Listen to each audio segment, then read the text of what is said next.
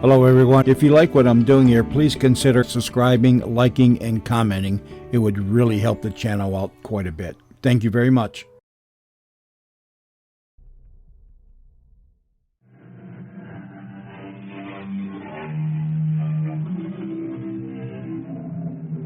Come in. Welcome. I'm E.G. Marshall. Hypnosis has fascinated mankind for centuries, particularly since the 1700s, when Franz Mesmer, a Viennese physician, used his hypnotic talents to heal the sick. There are more disagreements, both scientific and unscientific, over what hypnosis can or cannot do than there are agreements. For instance, can a mesmerized subject commit a crime against his will? In theory, no. In practice, who can tell? Professor Gilroy, I hope because I am rather younger than you won't take this unkindly. But were I you, I would not see Miss Penclosa anymore. What do you find objectionable? That she has psychic powers? I beg you. She is dangerous. For your own safety, stop seeing Miss Penclosa before it is too late.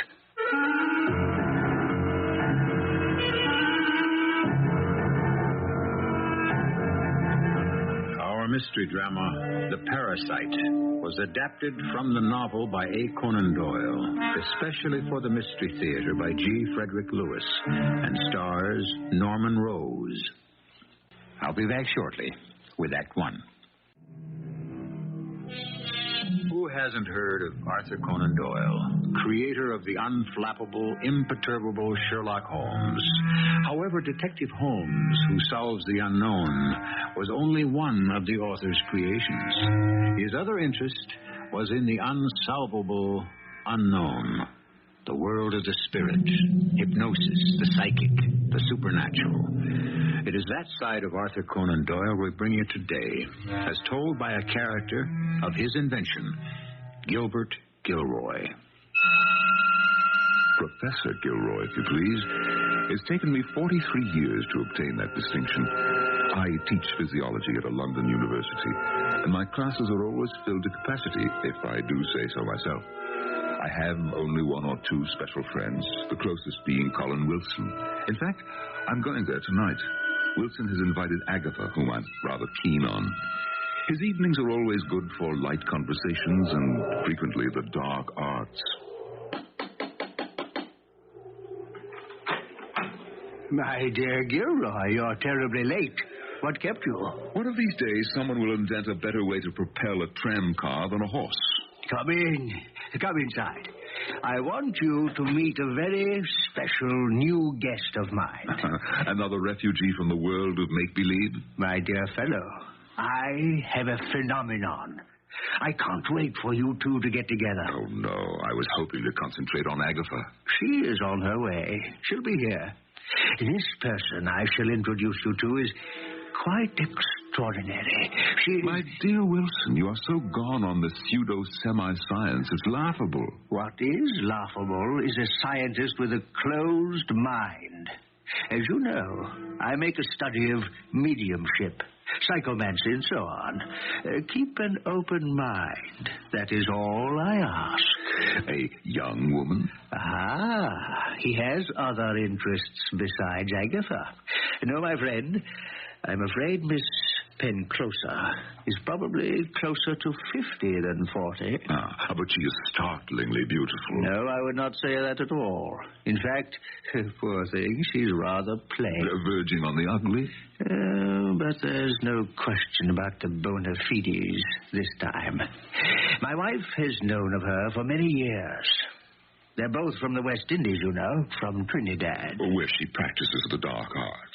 Do you think that she'll do well here in London? Our weather is a bit chilly and damp, not too conducive for evoking spooks, the rattling of skeletons, or calling up one's dear departed great-great-grandfather. Gilroy, you're impossible. I tell you, this Miss Penclosa proved to me without a shadow of doubt there is a scientific basis to clairvoyance. Here we are, Helen. Miss Penclosa, I'd like you to meet a very dear friend of mine, an associate at the university, Professor Gilbert Gilroy. Oh, pleased, I am sure. Oh, how did your lecture on the functions of the red corpuscles go this morning, Mr. Gilroy? Oh? Oh, of course. You were at the back of the room. I didn't see you. No, I wasn't there. But I also enjoyed your afternoon lecture. That was quite a point you made concerning striped muscular fiber, especially when you drew the picture on the blackboard as you had seen it under a 300-diameter lens.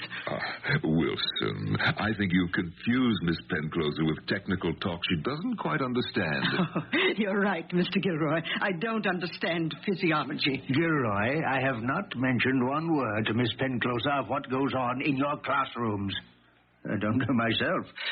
She happens to be a highly sensitive person, and I'm sure she knows a great deal more about you than even I do, if I could be bothered to tell her. Of course. A mind reader. How stupid of me.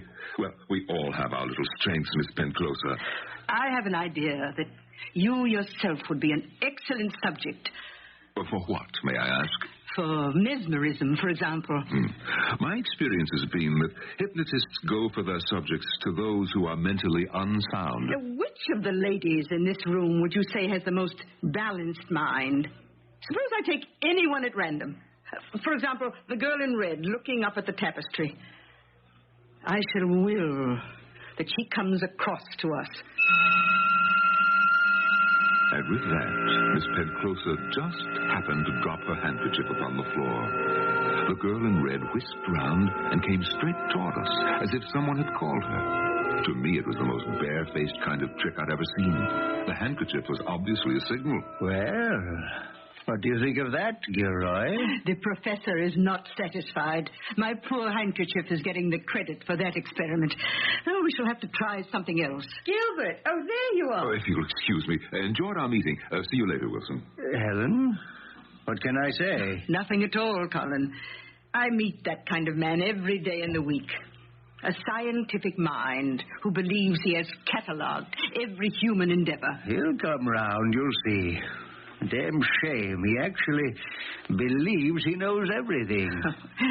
You wish your friend were more open-minded. Perhaps something will happen to him within the next 12 hours that will convince him he does not know all the answers.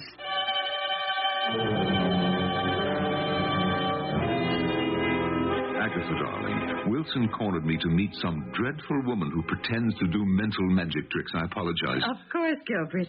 He was telling me yesterday, this Miss Penclosa, is that her name? What she does, I understand, is incredible. Really? What does she do? Well, I'm not quite sure, but I'm certainly going to find out. Agatha, it's all a hoax, not worth your time. Or mine either, for that matter. Or Professor Wilson's, too, I suppose. Agatha, I have no wish to quarrel with you. I suppose it's feminine to be attracted to whatever is vague and mystical and indefinite. But believe me, when we are married, I shan't put up with any such nonsense in my house. When we're married, indeed. If we are married is more like it. I am not even certain I wish to be engaged to you. Now, if you wish to follow me, I am going over to meet Miss Penclosa and learn something. Helen, this is Agatha Marden, daughter of our dean, Miss Penclosa. I'm thrilled. I've heard so much about you. Miss Marden, would you have any objection to my putting you in a trance? Oh, I should love it. Agatha. Oh, sit yourself then in this armchair. No, my dear, you don't have to close your eyes. Colin, would you be good enough to help me up? I was surprised to see Miss Penclosa arise with some difficulty, using a crutch. I had no idea she was lame. A strange uneasiness stole over me as I watched this frail creature with a pale, peaky face bending over my Agatha. Suddenly, 20 years fell away from the lady. Her eyes shone. Color came into her sallow cheeks. Slowly, she passed her hands across Agatha's face 10 times. She is in a trance. Oh, nonsense. She's asleep. Wake her, then. Agatha, Agatha, wake up. Here now. You're not going to hurt the poor girl. Wake up, Agatha. She's not going to wake up for all your shouting, Gilroy. All right. You've done something. I can see that. So much for the mesmeric sleep. Now, as for suggestion, whatever I may propose to Miss Marden, she will infallibly do, now or whatever time I designate. What? Do you demand proof? Oh, certainly. You shall have it. Cullen, take Professor Gilroy aside while I whisper instructions to Miss Marden. Over here, Gilroy. Well, what do you think now? I admit I thought Agatha harder to hypnotize than that. I wonder why Miss Penclosa thought you'd make an excellent subject. I should like to see her try. Let's go back. Miss Penclosa is signaling us. Awake, Miss Marden. Wake up. What is it? Gilbert, what's the matter? When's Miss Penclosa going to begin? Well, why are you looking at me so strangely? What bothered me the most, I guess, was how easily Agatha seemed to lose control over herself. For some reason, I could not look directly at Miss Penclosa, as if there were some kind of electric vibrations there. Agatha and I decided to leave shortly afterwards and have coffee somewhere. I bid Wilson good night, and as I went to Miss Penclosa to do the polite thing, she handed me something. Pray forgive me if I have taken certain means to overcome your skepticism, Professor Gilroy. Take this note. But I ask you not to open it until 10 o'clock tomorrow morning. It's a little private test of mine.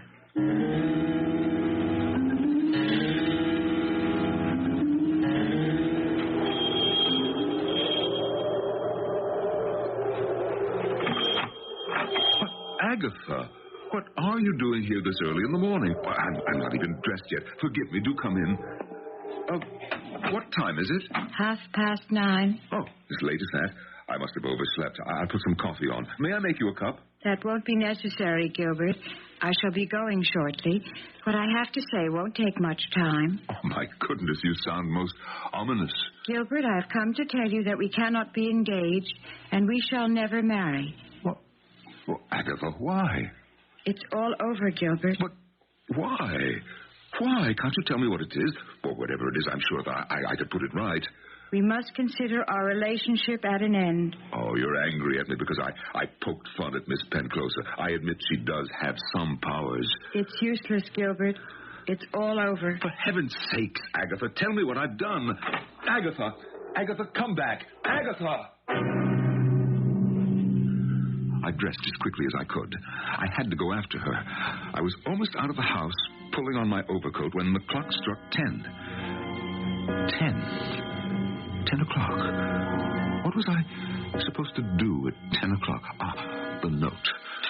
The note from Miss Penclosa.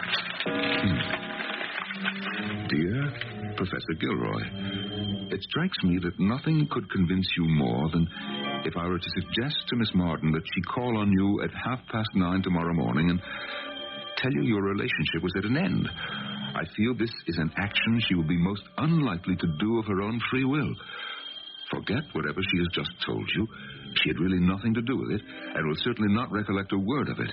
I write this note to shorten your anxiety and to beg you to forgive me for the momentary unhappiness which my hypnotic suggestion must have caused you. Yours faithfully, Helen Penclosa. Gilbert Gilroy had thrown down the gauntlet, and Helen Penclosa had taken up the challenge. The battle between the conscious and the unconscious will begin shortly, when I return with Act 2. The science of unconscious awareness is even today, almost a century since Conan Doyle wrote the story, far from exact. There are as many contradictions as there are qualified practitioners, and even though the British and American medical associations have approved the medical use of hypnosis, there will never be a 2 times 2 equals 4 explanation. Not so long as man can dream and hope and love. Why Agatha had become such a willing victim, I had no idea. How Miss Penclosa could have reduced this sensible girl to an automaton was beyond me. Good Lord, I thought. In this state, could she make her way home safely through the crowded London streets? I dashed after her, and in half an hour found her seated quietly in her own drawing room, reading. Gilbert, you're an early visitor. Yes, and you've been an even earlier one. What do you mean? Well, haven't you been out today? Certainly not. Agatha, would you mind very much telling me exactly how you have spent the morning? Gilbert, that's your very professional, very scientific tone of voice, isn't it? I can tell. Darling, I am not playing games. It's important. Very well. I got up at 8, had breakfast at 9:30. Let me see. 10 minutes past 9, I came in here and started to read this book, Memoirs of Madame de Remusat. I'm ashamed to say, in a few minutes, even though I had just gotten up, I did that French lady the bad compliment of dozing off while I was reading. You went to sleep? I'm ashamed to say I did. Anyway, I had a very nice dream about you. In fact, I confess, I hadn't been awake long before you walked in the door. So, when you woke up, you were sitting right here? Why, where else would I be? Would you mind telling me what it was you dreamed about me? It seems to have gone. The details, I mean. But I do know you came into it. I did see you in my dream. Agatha, if you haven't been out today, why are your shoes so dusty? Really, Gilbert, you're becoming as tedious as you were yesterday at Colin Wilson. I'm sorry. I've already apologized for last night. You have? I didn't hear you. Well, don't you remember? This morning when... Well, forget what I said. Never mind, dear. I do mind, Gilbert. I put last night to the fact that you're a sweet, muddle-headed, devoted scientist who only believes in what he sees and not what he doesn't see. If I say I've been on the moon all morning, I expect you to believe me. But I was right here. What earthly reason would there be for going out? Agatha had hit upon it. There was no earthly reason. No. The whole episode was quite unearthly. Miss Penclosa had made her point and won it, and I was extremely impressed. Now I understood old Wilson's enthusiasms, his diligent cataloging of psychic manifestations. There was something to it after all. Gilroy, old chap, I'm absolutely delighted you agree. Wilson, I want to learn more, much more. Now, I'm going to seek out Miss Penclosa and beg her to experiment in my presence so that I can make, detailed observations. Knowing you, Gilroy, if there's a scientific formula in all this, you'll find it. Yes, I plan to call on her as soon as I leave here. Wilson, would you be good enough to give me her address? No, Professor Gilroy. I had no direct influence on Miss Marden the morning she came around to you. I wasn't even thinking of her that morning. What I did was to set her mind, as I might set an alarm clock, so it would go off at a certain time. If I had set it to go off in 6 months instead of in 12 hours, it still would have been the same. To the minute? Well, that's hard to believe. Oh, don't put this power of mine on a pedestal, Professor. Autosuggestion. Believe me, it's only the fringe of what the mind can do. Well, supposing you had suggested that, will she kill me? There no one knows for certain. It is said no one can be forced to do something against their moral convictions. But very often you don't even know what your moral convictions are. You hide them. Do you have such a power? To incite to kill? I believe I do, although I have never exercised it. Oh, that's a terrible power. If I have a good subject, then I do have complete and total control over his will. And you have done this? Several times. Is your own will so strong? I was born with it. I have the gift of projecting into another being. Well, when you do this, what happens to you? I become weakened, lethargic. Always? It depends. Sometimes I know I am flirting with death. One has to be extremely careful never to let your own consciousness absolutely go. Otherwise, you might not find your way back. Yes. Oh, yes, that's fascinating. You must always keep a connection, a lifeline between yourself and your subject. Oh, shall we start? You mean you wish me to place you in a trance? Well, I've left my notebook open, the date on the page, pencil. Oh, Miss Penclosa, I'm quite in earnest. Oh, well, sit where you are. Lean your head back, and we shall begin. Oh, by the way, if I'm to call you Gilbert, you must call me Helen. I am passing my hands in front of your face, long waves of thought. What do you feel, Gilbert? Well, it's as if... Yes. Every time your hands sweep in front of me, a warm current of air comes at me. Just a warm current of air. Nothing more. No. More. Much more. It's entering into me. Way inside. Inside, I'm shaking, shivering with cold and heat. Now it's like... Oh, I'm being ignited, glowing, hotter and hotter. I'm on fire. Good. Can you still see me? Your face, it's getting blurred. The mouth, your hair, all fading away. The eyes? No, not the eyes. They are clear, brilliant. Awake. Gilbert, wake up. Incredible. It's absolutely incredible. As long as I live, I shall never forget this. I began to read up on Franz Mesmer and his work. What strange deep waters these are. I met with Helen 3 evenings a week, and then every evening. I had no time for Agatha, but I told myself that I would explain it to her later. Professor Gilroy. What? Oh, yes, Sadler, come in. I'm just packing up. I hope to catch you after class, Professor Gilroy. I wanted to return to you that book you loaned me. Oh, yes, Sadler. Good. Just lay it on the desk over there. You'll excuse me, but I'm late already for an appointment. Let's talk tomorrow during the day, all right? I understand you're being experimented upon by Miss Penclosa. Oh? Well, how did you know? Professor Gilroy, may I speak frankly? I cannot imagine how you learned about it. I would not see Miss Penclosa anymore if I were you. Oh, you would not, would you?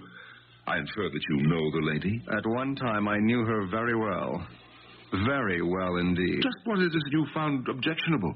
Someone very close to me allowed himself to enter her peculiar world, and as a result, he was fortunate to be able to cut off the friendship. Ah, there was a friendship. I'd rather not say anymore, but, sir, my kinship to you, as well as Professor Wilson and the other teachers here at the university, goes much deeper. So it is out of true regard and allegiance to the profession we serve that I beg you... You beg me? For your own peace of mind and safety, stop seeing Miss Penclosa before it is too late. Of course, Charles Sadler was jealous. This pipsqueak professor of anatomy. I had displaced him in Helen's eyes. Wait. What am I talking about? Myself and Helen Penclosa? I realized immediately I should spend an evening with Agatha Martin. Well.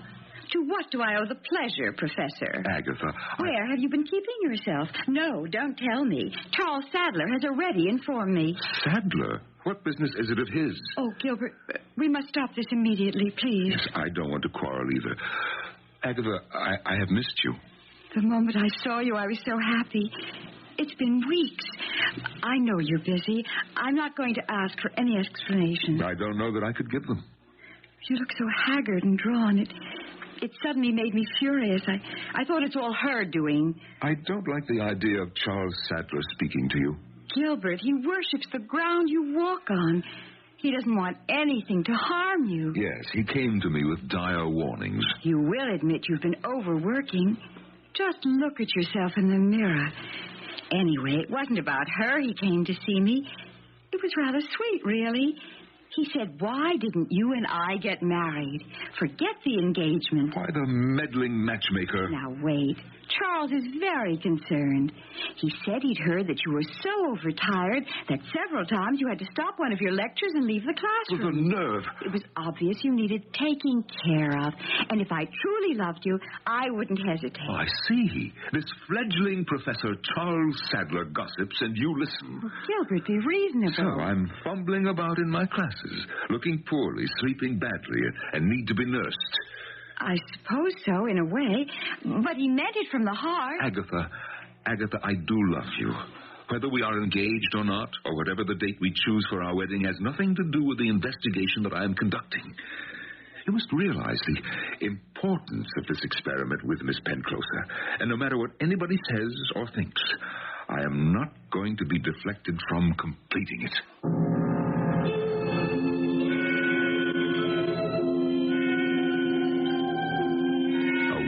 From a fellow teacher, a plea from the girl he wishes to marry, but it falls on deaf ears. How deeply is Gilbert Gilroy already enmeshed? Is he more mesmerized than he knows? Is his heart also being hypnotized? As Charles Darwin once said, science can only remain scientific if it is unemotional. We shall see when I return shortly with Act 3. Back in the 1890s, it was Conan Doyle's flight of imagination that made him predict post-hypnotic suggestion and behavior. Today, it is a scientific fact.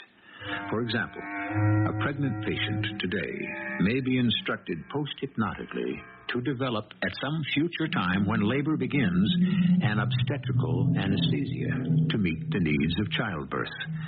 But to Gilbert Gilroy, what started out as a hope and a dream is fast becoming a nightmare.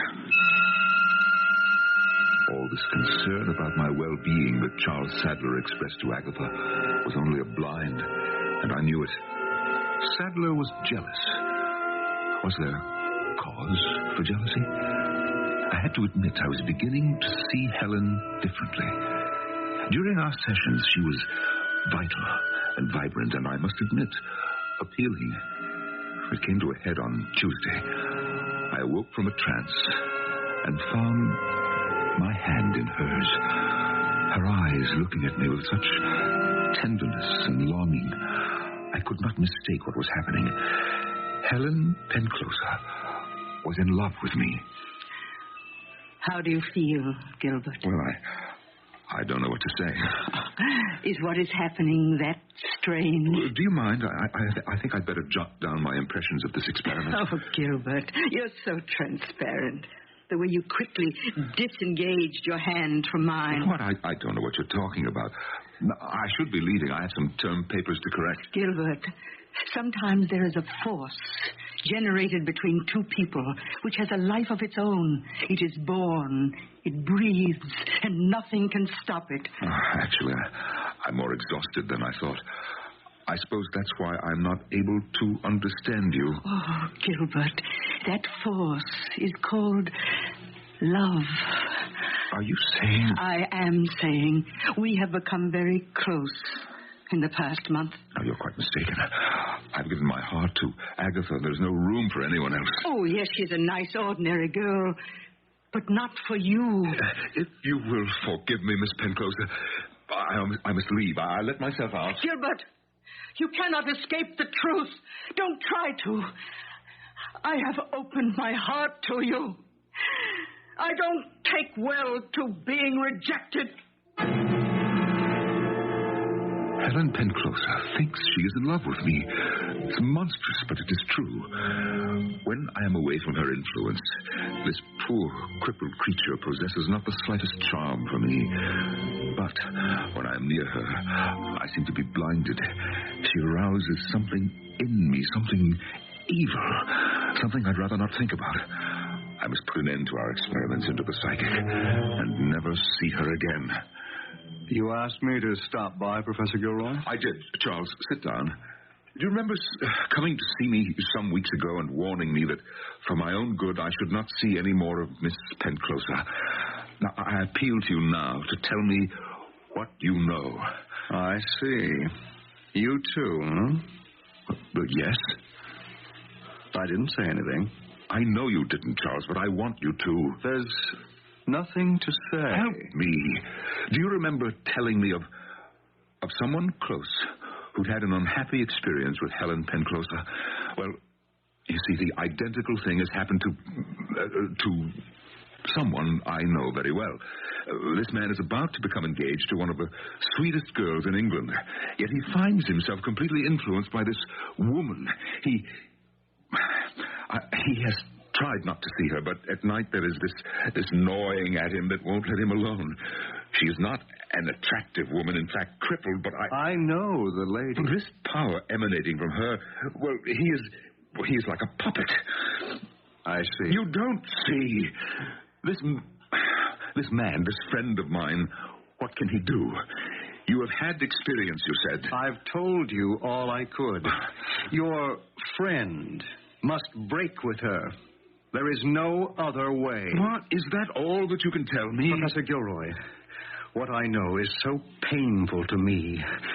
I have had to remove it completely from my memory. I wish you the same luck, sir.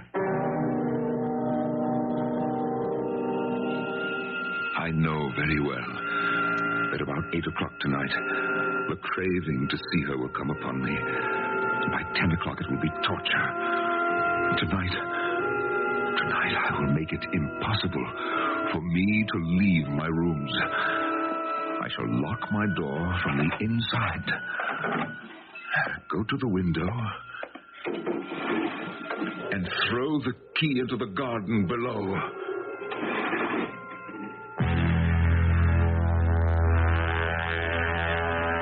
The next morning, I was lucky that Colin Wilson happened to be passing by, and I asked him to throw the key up so I could get out. What is the meaning of all this, Gilroy? You locked in, the key down in the garden? Oh, Collins, it would take too long to explain.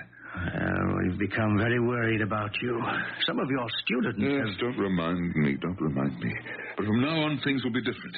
I think that I have found the key to peace of mind. Well, if your way to finding a key is to drop it out the window, I'll leave it at that.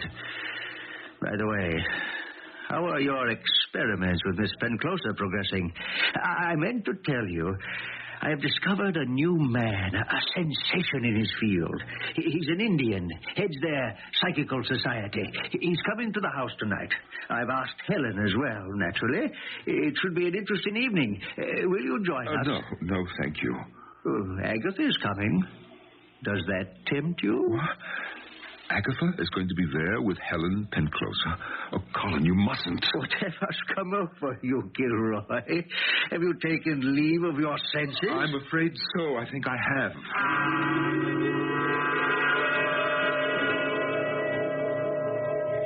Not go tonight to Colin Wilson's party? But why ever not, Gilbert? Because I can't be there. I'm sorry about that, but we don't always have to make public appearances together. Agatha, I want you to do one thing for me. When you see Helen Penclosa, you must promise me never again to allow her to hypnotize you. But just the other day you told me how important what you were doing with her was, and how nothing would stand in your way. I know, but I have changed my mind since. You stopped the experiments for good? Yes, I have. Oh, I'm so glad.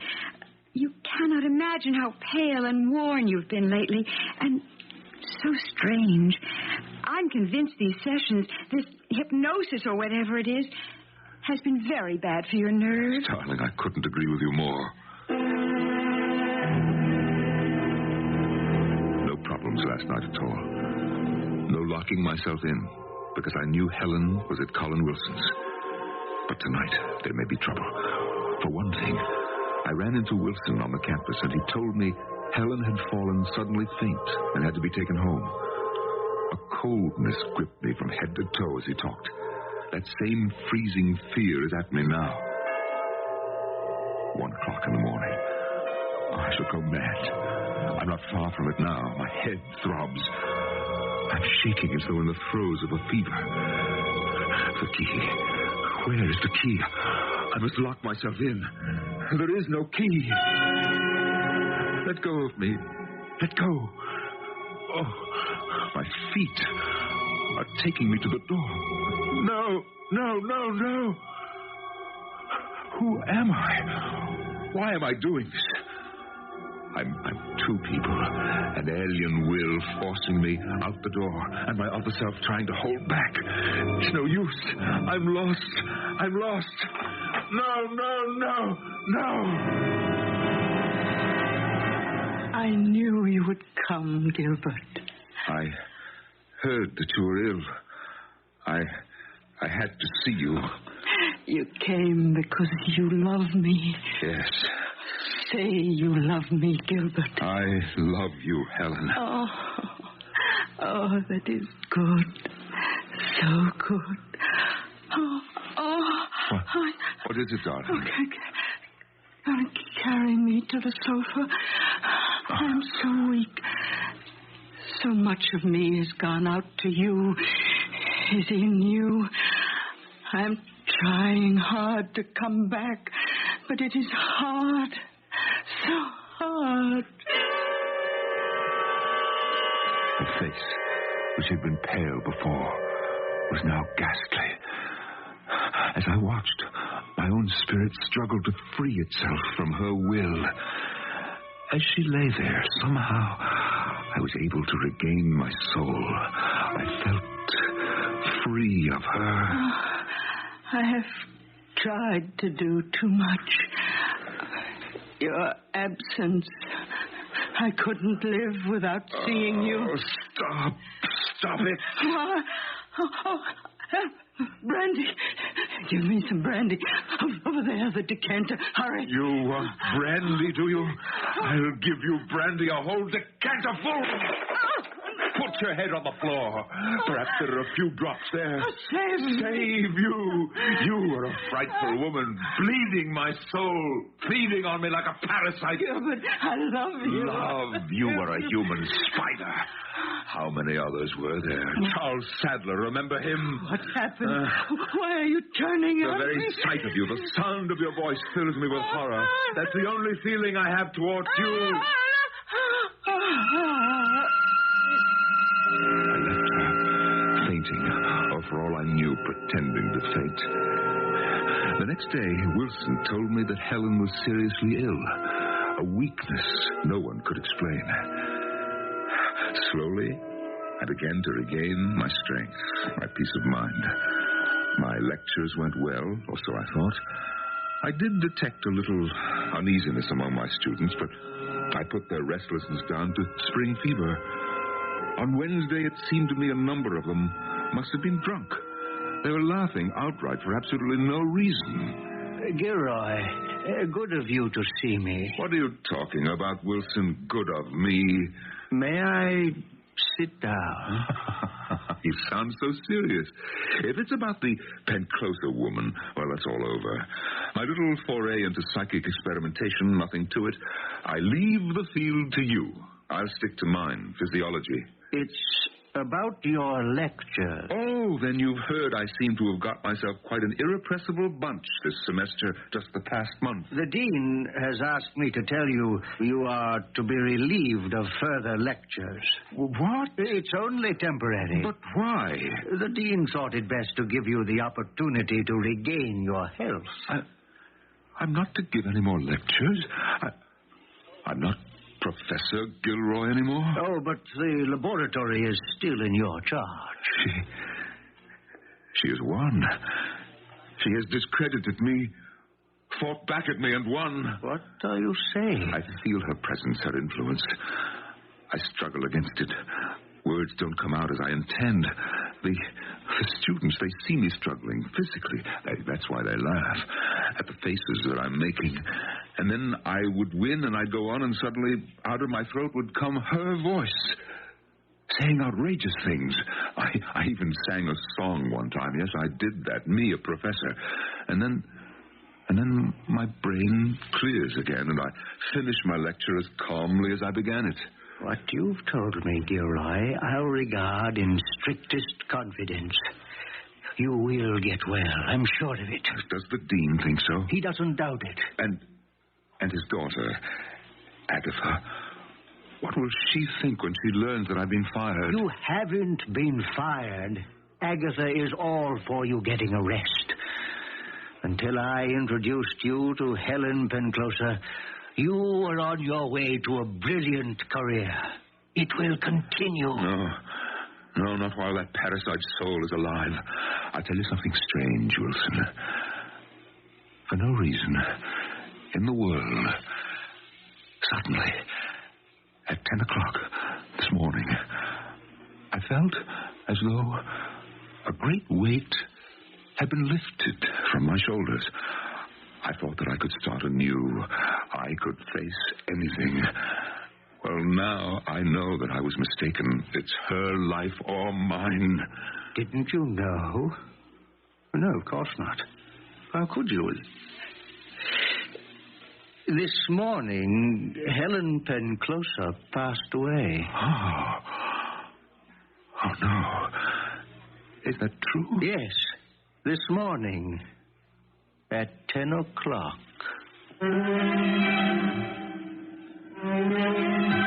It has not to this day been proven that a person hypnotized could not commit some fatal act. Numerous scientific studies say it is impossible, but not all. Each study discredits the other. None is definitive. But what if the hypnotist dies? Has the process been reversed? Is that murder? Suicide? Accidental death? Think about that until I return shortly.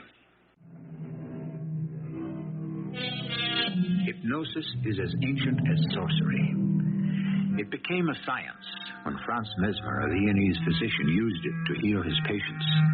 After him, the word mesmerism was coined. He has written, "There is an occult force that binds doctor to patient, a chain of many links that is broken only by death." Mesmer actually in his day had no knowledge of the psychological, yet he opened a door to treatment, the threshold of which is still uncrossed. Our cast included Norman Rose, Bob Kaliban, Bryna Raeburn, and Hetty Galen. The entire production was under the